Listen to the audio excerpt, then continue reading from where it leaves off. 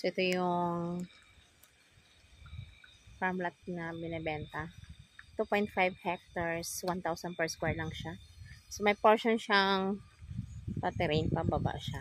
Pero, hindi naman siya tagang naka-slope. Bahagya lang siya. Then, itong portion to sa kabilang side, flat naman siya. At may mountain view, at the same time, may ilog po doon sa banda doon.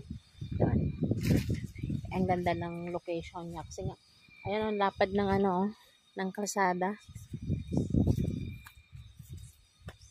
6 meters wide po yung road niya. So, ayan. Kikita niyo ang ganda dito. Kasama to, yung mga saging na to. Then, pababa doon. Yung 2.5. Ang pinakamalalim yung pagkakailog niya. So, pwede siyang i-develop talaga siya sa resort din. Yan, may mga saging na. So, hanggang saan yung property? Hanggang doon ba? Sige. Karin natin. Maganda siya. May flat. Though mayroon naman siyang pababa. Ay, hindi naman. Ano lang naman. Banayad lang. Banayad lang.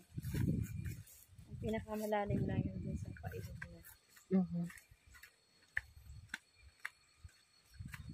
Ganda. Ang ganda na papunta dito, no? Yes. Sabi ko nga kayo. Yung sa mas kabila. Yung sinasabi ko sa kanina. Oo. Parang yung sinasabi ng 3.6. Malayo, sobra. Oo, yung 600. 700 yung sinabi sa akin na.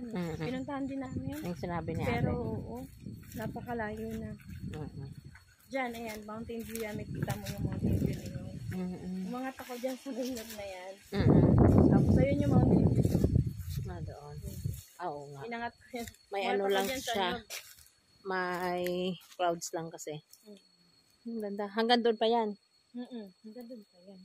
Kasi parang dead end siya eh. Pero maganda. May sampalok pa Dito pa. Langka. Dito, umangat ako dito. Nakita ko yung Mountain View yun. Maganda yung ano niya. Maganda yung property. Pag ma-develop to,